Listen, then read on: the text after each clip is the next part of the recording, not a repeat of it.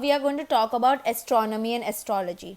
Astronomy is the most ancient science. Okay, astronomy is something which is the most ancient science. We study about the planets. Okay, we study about the movements of the planets, and that all is included in astronomy. Okay, related to planets, astronomy; related to star, astrology. Okay. Astronomy is the most ancient science. Many works or granth related to astronomy has been written in India. Many books have been written regarding the science of the planets in India. An organized and deep study of astrology has made by ancient Indian universities. So deep study has been made. Okay, lot of books have been written, lot of universities have done deep level of research in the field of astronomy and astrology.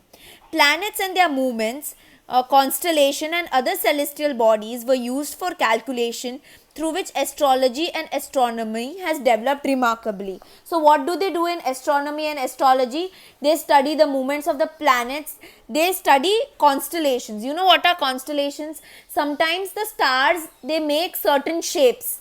Okay, so those shapes are called constellations. So studying those shapes and studying other celestial bodies. What are other celestial bodies? Like the sun, the moon, the other planets which you can see, those are called other celestial bodies. So when you study all those things, the astrology and astronomy developed. Predictions were made on the basis of planets movements. Okay, it's there even till today. You make lot of prediction based on the movements of the planets. Shani આ તરફ ફર્યો છે કે આ planet આ તરફ ફર્યું છે તો હવે આ થશે, આવું થશે. આ પ્લેનેટ આ ઓલામાં એન્ટર થયું છે તો હવે આ પ્રોબ્લેમ્સ થશે, આ સોલ્યુશન્સ આવશે. So lot of people they study the movement of the planet and make predictions. Prediction એટલે guess કરે કે આગળ જઈને આવું થશે, future will be like this, etc. Aryabhatta made a remarkable contribution in the field of astronomy. So the first Indian satellite was named Aryabhatta on his name. So what happened? Aryabhatta also did lot of research and lot of work in the field of astronomy, and that is why the first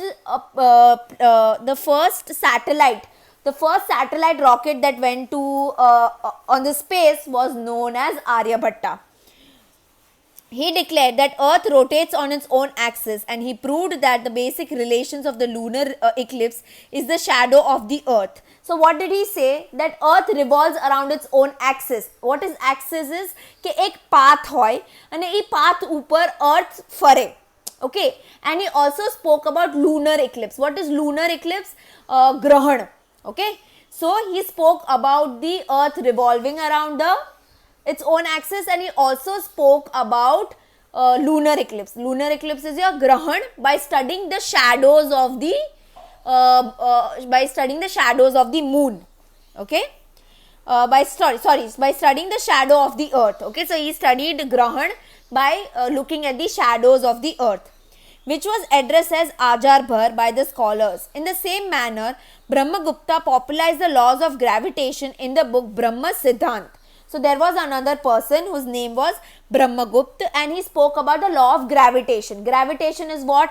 कि હું કોઈ भी વસ્તુ drop કરું તો એ earth પર પડશે. So that is called gravitational force. So this was something which was spoken to by a person whose name was Brahmagupta in his book Brahma Siddhant.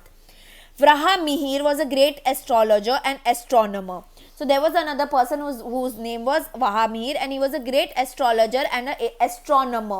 Who is an astronomer? જ્યારે તમે Born થાવ ત્યારે તમને કહે ને કે તમારા આ તારા સારા છે, તમારે આ પ્લેનેટનો દોષ છે, તમને તમારા આ ગ્રહ સારા છે. So that is called astrologer, જે તમારું predictions કરે. Okay, તમારા હાથ read કરે, and they study your stars, they study your kundli and all those things. Okay, who divided astrology into 3 sections. Okay, he said astrology can be divided into 3 sections: Tantra, Hor and Samhita. Okay, 3 sections my astrology can be divided, that is Tantra, Hor and Samhita. His granth named Brihat Samhita gives information regarding the effects of planet on man's future. So what did he do? He wrote a book which name was Brihat Samhita, and the book spoke about the fact that જેવી રીતના planets move કરે એમ તમારું future effect કરે, right? Like that's why people say તમારે મંગળનો દોષ છે, તમારે શનિનો દોષ છે. So according to the movement of the planets, your future depends on that. His characteristics various classes of animals, the time of marriage, ponds, wells, gardens, and good omen for sowing. We should feel pride that our ancestors were expert in such sciences. So he also spoke about man's future, કે એક person ગુસ્સાવાળો છે કે શાંતવાળો છે એ તે એના planets ઉપર depend કરે કે એને આગળ એની ફ્યુચરમાં શું થશે, એની મેરેજ ક્યારે થશે, એનું ઘર કેવું હશે, whether he will be wealthy or not. All these things depends on the planets, of how the planets revolve around. Okay, next is Vastu Shastra.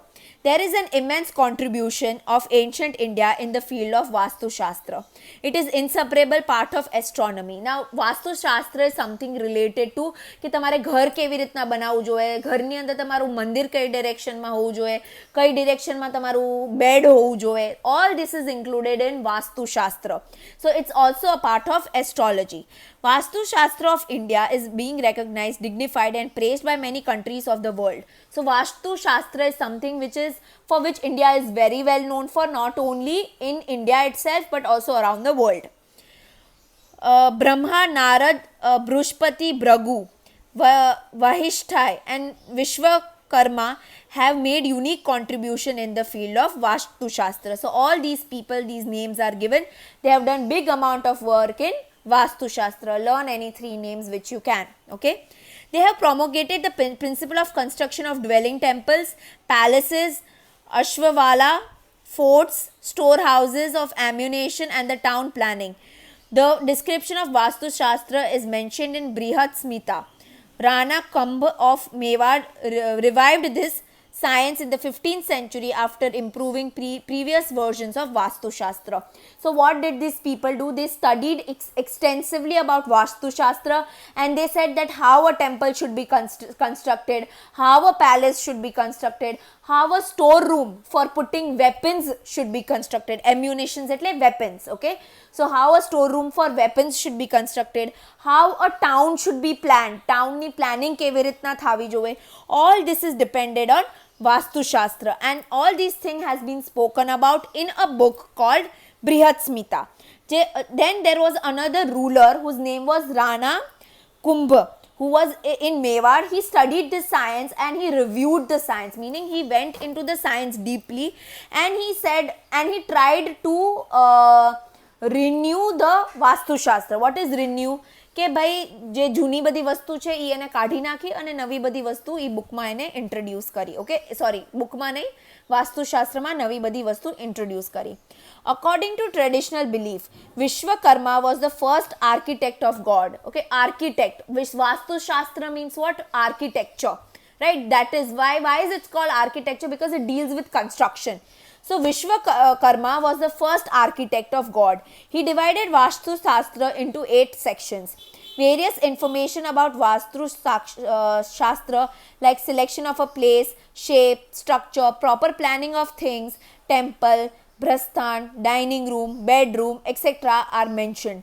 As the time passes by, the changes take place regarding the principle and understanding of Vastu Shastra. Now it is being adopted by the foreigners.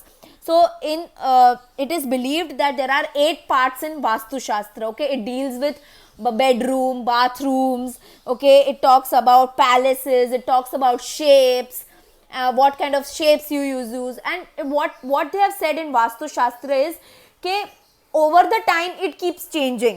જેમ time આગળ વધતો જાય એમ shapes भी change થતા જાય, locations भी change થતી જાય, etc. So you have to keep studying the Vastu Shastra again and again to know whether you are doing the things correctly or not. Ancient Indian knowledge of science has been accepted by the world. So the world has accepted the fact that India was rich in maths, science, astrology, chemistry, everything. Okay, and in the world it has been accepted.